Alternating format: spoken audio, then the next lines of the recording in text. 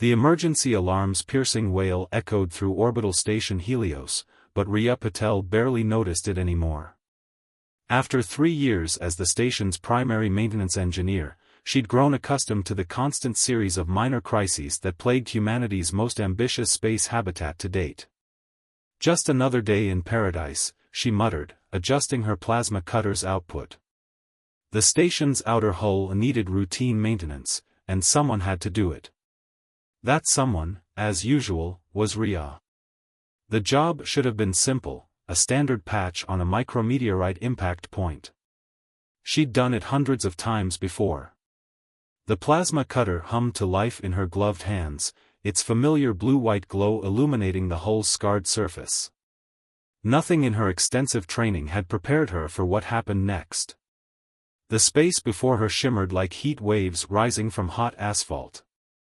At first, she thought it was just plasma discharge, but then the distortion grew, rippling outward like rings in a pond. Riya's first thought was that she'd somehow breached the hull, but her suit sensors showed no pressure changes. "Control, are you seeing this?" she asked, her voice steady despite the growing anxiety in her chest. Static answered her. The communication system had gone dead. The shimmer intensified, and suddenly, space itself seemed to peel away, revealing something that couldn't, be there. A massive vessel, easily twice the size of Helios, hung in the void mere meters from where she worked. Its surface was like liquid metal, flowing and shifting in patterns that made her eyes hurt. A voice filled her helmet, but it wasn't control. Fascinating. The human employs controlled plasma as a maintenance tool. Recording energy signature for analysis. The voice was perfectly clear but somehow wrong, as if multiple people were speaking in perfect synchronization. Riya's training kicked in. First contact protocols had been drilled into every space worker since the expansion began, though most considered them a bureaucratic joke. "This is Engineer Riya Patel of Orbital Station Helios. I represent humanity and the Earth Coalition. We come in peace." Peace. Yes. While wielding a device that generates temperatures equivalent to a small star's surface. The voice managed to sound both amused and alarmed. "We have been observing your species for some time, Engineer Riya Patel, but this is our first direct interaction. Your use of plasma technology has compromised our cloaking systems." Before Riya could respond, a new alarm blared, this one from her suit. The plasma cutter was overheating, its containment field fluctuating wildly. She quickly shut it down, but not before noticing how the alien ship's surface rippled in response to the tool's energy signature. "Your technology," the voice continued, "it is crude by our standards, yet you wield forces that most species fear to approach. We have watched your kind master fire, split atoms, harness plasma, all while barely understanding the fundamental forces at play. It is concerning." A hatch opened in the alien vessel's side, revealing a chamber that looked suspiciously like an airlock. "Perhaps we should continue this discussion in a more comfortable setting. Your station's leadership has already been contacted. They are, as your species would say, freaking out." Riya couldn't help but laugh. Here she was, about to become the first human to board an alien spacecraft, all because she'd been doing routine maintenance. "Just to be clear," she said, "you're inviting me aboard because my plasma cutter scared you?" Scared is an imprecise term.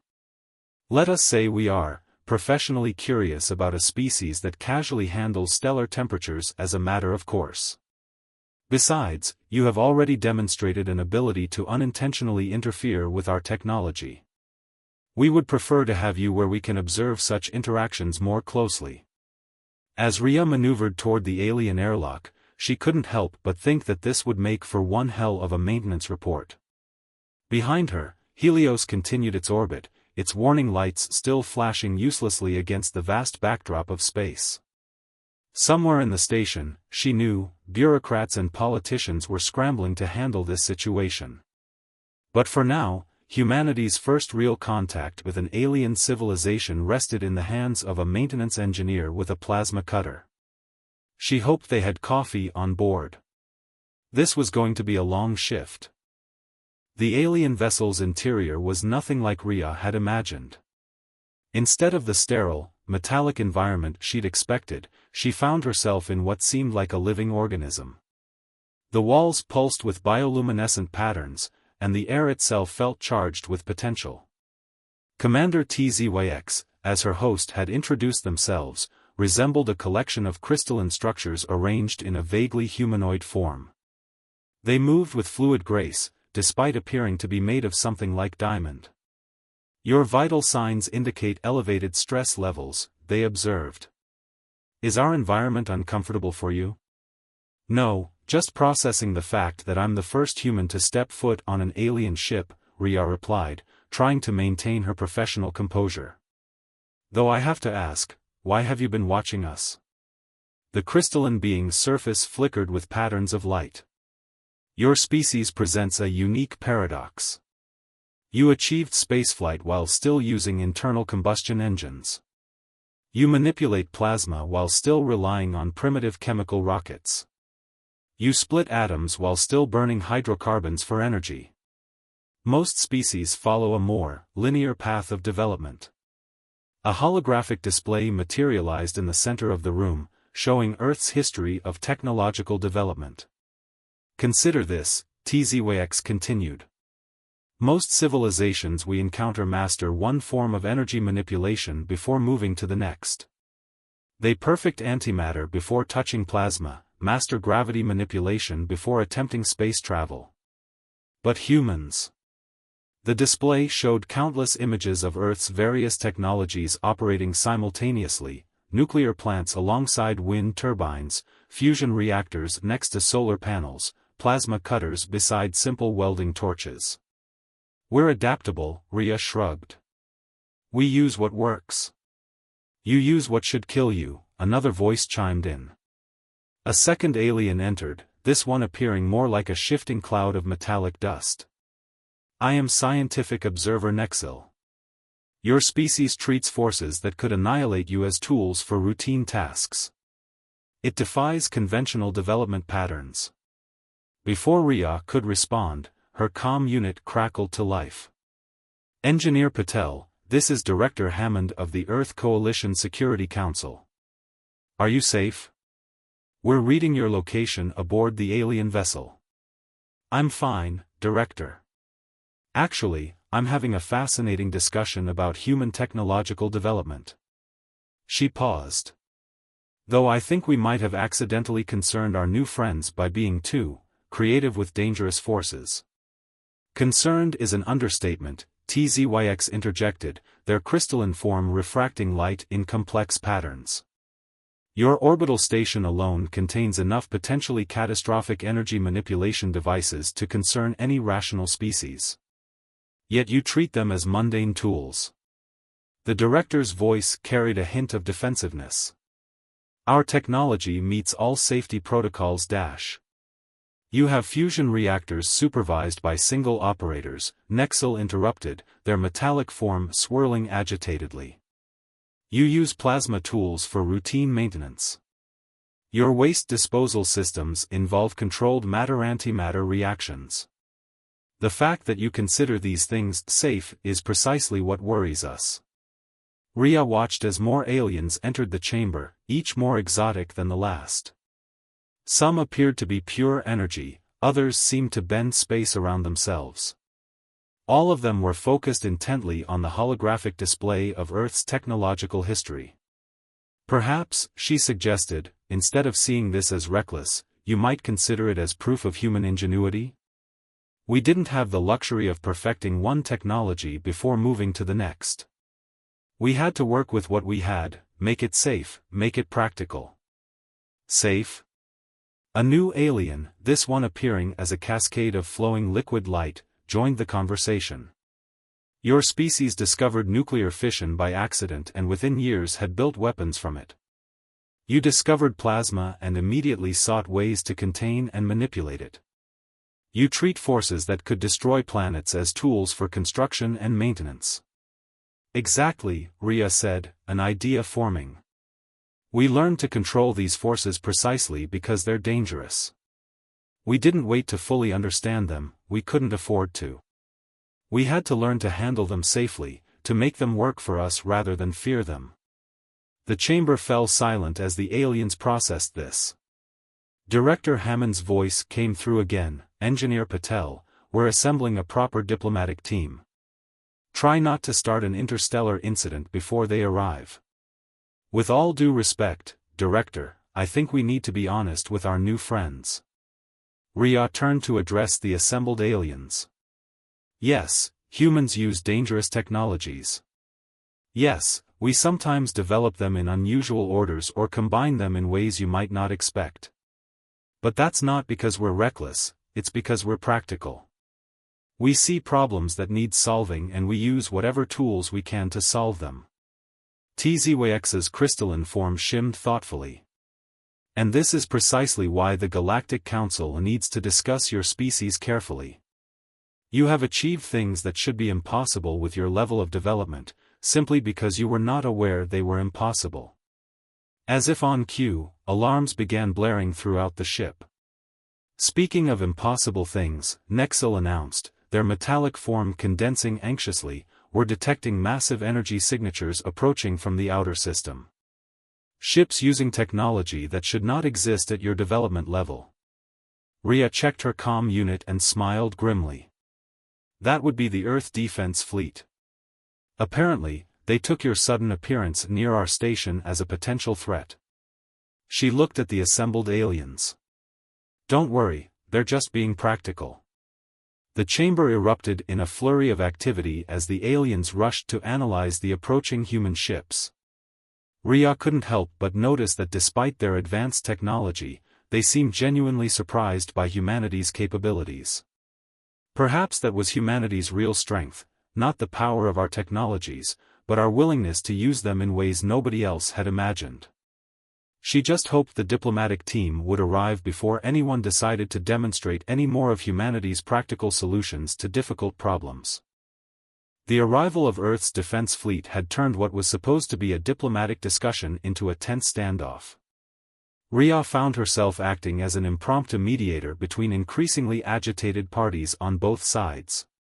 Your vessels are powered by contained quantum singularities. Observer Nexil's metallic form rippled with what Rhea had learned to recognize as distress. That technology is restricted to level 3 civilizations. You shouldn't even understand the principles behind it. Admiral Helena Blackwood's hologram flickered in the alien ship's command center. With respect, Observer, we didn't know it was restricted because we didn't know there were restrictions. We needed more efficient power sources for deep space operations, so we developed them. You developed technology that most species spend centuries studying before attempting to implement. TZYX's crystalline form pulsed with agitation. And you did it because you needed it? That's generally how human innovation works, Rhea interjected. We identify a need, then find a solution.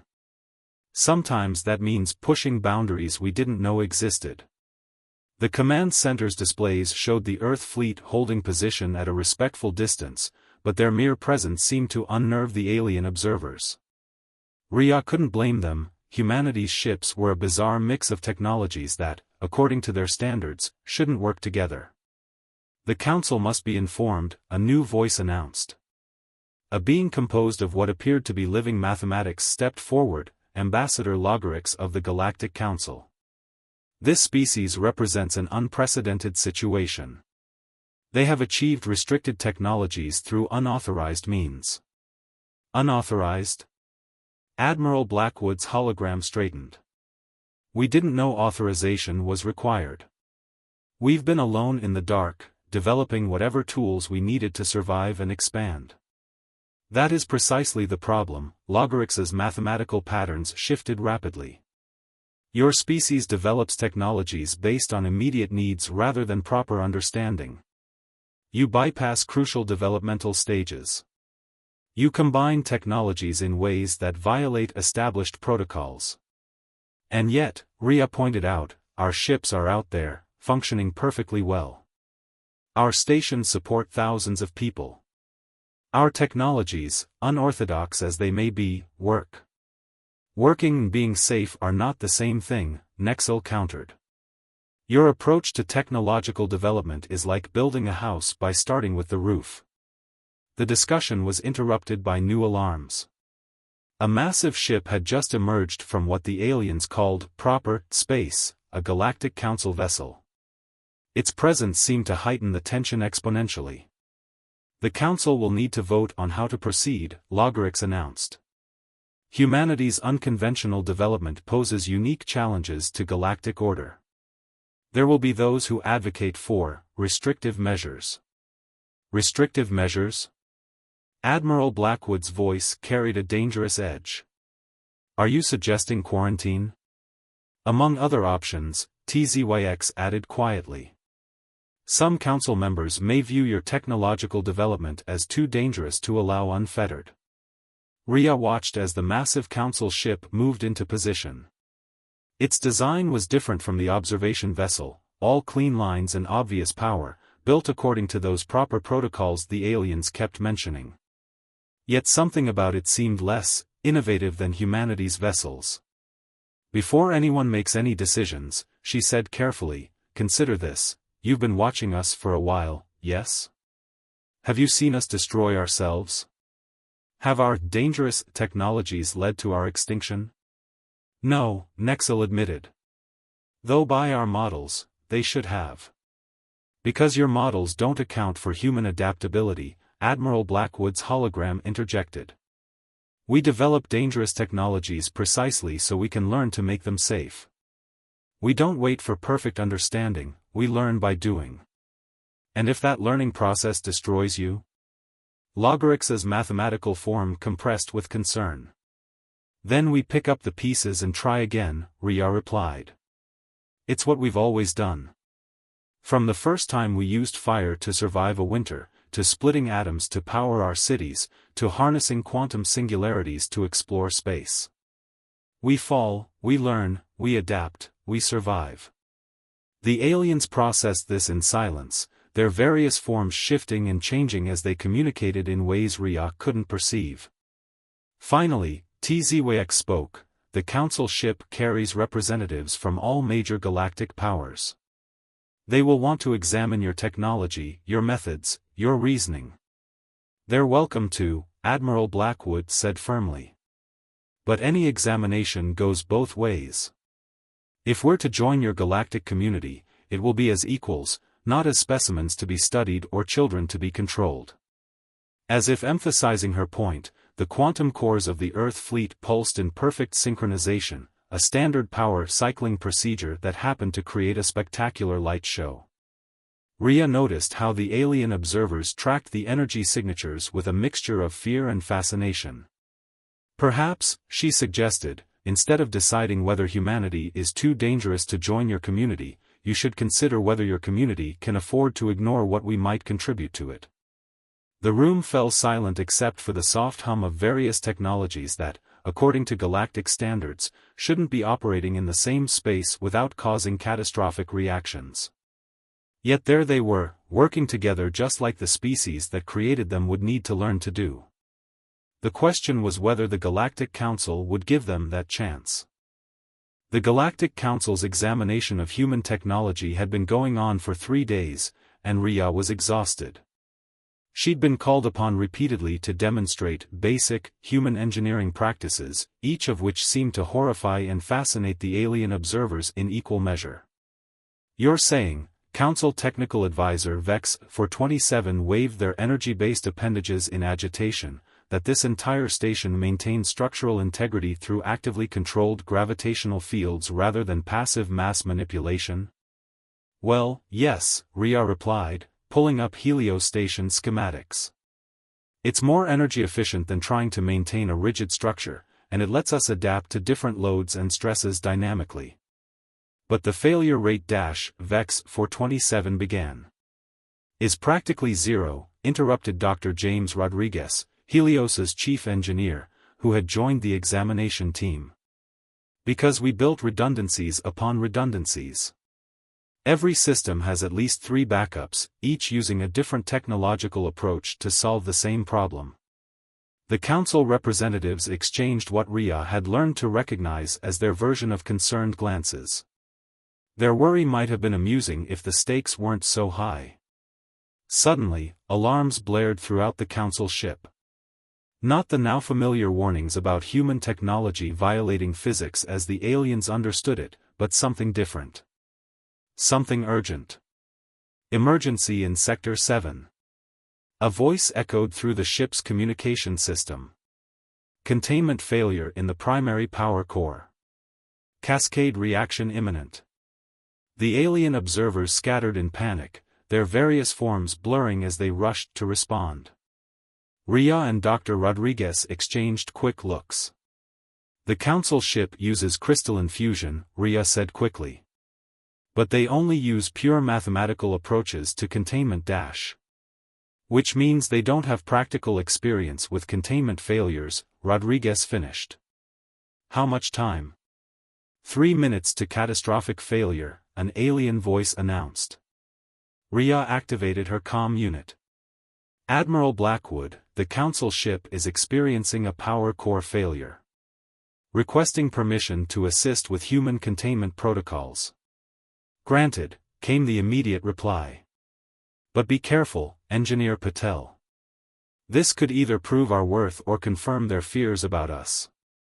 Rhea turned to the nearest council member, Ambassador Logarix, their mathematical form flickering with distress. We can help, but you need to trust us. We've dealt with fusion containment failures before. Your methods dash, Logarix began. We'll save this ship and everyone on it, Rodriguez cut in. But only if you let us act now. A moment of tension stretched into eternity before Logarix's form shifted into what Rhea recognized as assent. Proceed. What followed was a symphony of human engineering that would have given the Council's safety committees collective nervous breakdowns. Rhea and Rodriguez coordinated with Helios's engineering team, applying centuries of human experience with containing power system failures. Rerouting plasma flow through emergency channels, Rhea called out, her hands flying over the alien controls that had been hastily adapted to human interfaces. Initiating cold pulse sequence, Rodriguez responded. Setting up magnetic containment fields, now. The aliens watched in horrified fascination as the humans essentially created a controlled failure to prevent an uncontrolled one. It was exactly the kind of practical, hands-on solution that their sophisticated but rigid protocols would never have considered. Core temperature dropping, announced a council technician. Containment, holding steady. How did you dash? We used your own safety systems against the problem, Rhea explained, wiping sweat from her forehead. Created a controlled plasma channel to bleed off excess energy, then used that same energy to power the containment fields. It's not elegant, but it works. Not elegant? Logarix's mathematical patterns swirled in what might have been disbelief. You turned a catastrophic failure into a self-sustaining containment system. This should not have been possible according to standard protocols. That's rather the point, Admiral Blackwood's voice came through the comm. Humanity doesn't progress by following standard protocols. We progress by solving problems, learning from our failures, and not being afraid to try unconventional solutions. The Council ship's emergency systems finally stopped blaring, replaced by a deep hum as the modified containment system stabilized. Around them, aliens of various forms and functions were already studying the emergency modifications, their initial fear giving way to intense curiosity. Perhaps, Ambassador Logarix said slowly, their mathematical patterns forming complex new equations, we have been approaching this situation from the wrong angle. Your species' methods may be unorthodox, but they are undeniably effective. Rhea smiled tiredly. That's the thing about human engineering. We don't just theorize about solutions, we build them, test them, break them, and improve them. Sometimes the most elegant solution is the one that simply works. As the adrenaline of the crisis faded, she could see the alien observers beginning to look at human technology with new eyes. They weren't just seeing the dangers anymore, they were seeing the possibilities. The question was, what would they do with this new understanding? Igniting the future. 2 weeks after the Council ship's near-catastrophic core failure, Rhea found herself in a position she'd never imagined, standing before the full Galactic Council, explaining human technological philosophy. The Council chamber was a massive space that somehow existed in multiple dimensions simultaneously, filled with representatives from thousands of civilizations. So you see, she concluded, gesturing to the holographic display showing Earth's technological timeline, what you call reckless, we call necessary adaptation. Every major human advancement came from refusing to accept limitations. High Counselor Zenith, a being of pure quantum probability, coalesced into their speaking form. Your presentation has been illuminating, Engineer Patel. But it brings us to a crucial decision. Your species has developed restricted technologies without oversight, combined incompatible systems without proper protocols, and repeatedly violated what we thought were universal laws of technological progression. All true, Admiral Blackwood acknowledged from her position beside Rhea. But we've also solved problems your civilizations haven't encountered yet, precisely because we approached them differently. A murmur rippled through the assembled council members. Rhea had learned that most species specialized in particular technological paths, some mastered energy manipulation, others excelled at biological engineering, still others focused on spatial mechanics. Humanity's habit of combining all these approaches was unprecedented. There is another matter to discuss, Ambassador Logarix announced, their mathematical form expanding to command attention. Our long-range sensors have detected a Class 9 spatial anomaly approaching the galaxy. Traditional containment methods have proven ineffective. Rhea exchanged glances with Dr. Rodriguez. They'd been briefed about this, a massive tear in spacetime that threatened to destabilize entire star systems. The Council's carefully regulated technology had failed to address it. We've reviewed your proposal, High Counselor Zenith continued. It is, like most human solutions, both brilliant and terrifying. You suggest using multiple technologies in ways they were never designed to interact. Because that's what the situation requires, Rhea stepped forward. The anomaly doesn't follow your rules of proper technological progression. Why should our solution? The chamber erupted in discussion, thousands of alien voices debating in hundreds of languages. Finally, Zenith restored order. The Council has reached a decision, they announced. Humanity will be granted provisional membership in the galactic community, with certain, unique provisions. The holographic displays shifted, showing new configurations of human and alien technologies working in concert. Rather than restrict your technological development, Zenith continued, we will establish a new division within the Council, the Office of Unconventional Solutions. Engineer Patel, you will serve as humanity's first representative. Rhea blinked in surprise. I'm just a maintenance engineer dash. Precisely, Ambassador Logarix interjected. You represent the very essence of human innovation, finding practical solutions to immediate problems, regardless of whether they follow established patterns. Furthermore, Zenith added, we request immediate human assistance with the spatial anomaly. Your proposed solution violates 17 different Council protocols regarding the combination of technologies. It is also, our analysts reluctantly admit, the only proposal that might actually work. Admiral Blackwood smiled diplomatically. We would be honored to assist. Though I should warn you, human solutions often look chaotic during implementation. We are beginning to understand that chaos and progress are not mutually exclusive. Zenith's form flickered with what might have been amusement. Perhaps that is humanity's greatest contribution to galactic civilization, the reminder that the path of advancement need not be linear to be effective. As the Council chamber began to empty, Rhea found herself looking at the combined display of human and alien technology. The solutions they'd proposed for the spatial anomaly were exactly the kind of impossible combinations that had originally alarmed the Council: plasma containment fields powered by quantum singularities, biological computers interfacing with mechanical systems, gravitic manipulators working in concert with primitive chemical rockets. "It's not pretty," she murmured, studying the designs. "But it will work," Dr. Rodriguez replied confidently.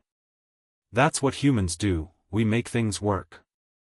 Rhea thought back to that routine maintenance job that had started it all. She'd gone out to fix a simple problem and ended up helping humanity join the galactic community. All because humans had never learned to fear the forces we wielded, we'd simply learned to make them work for us.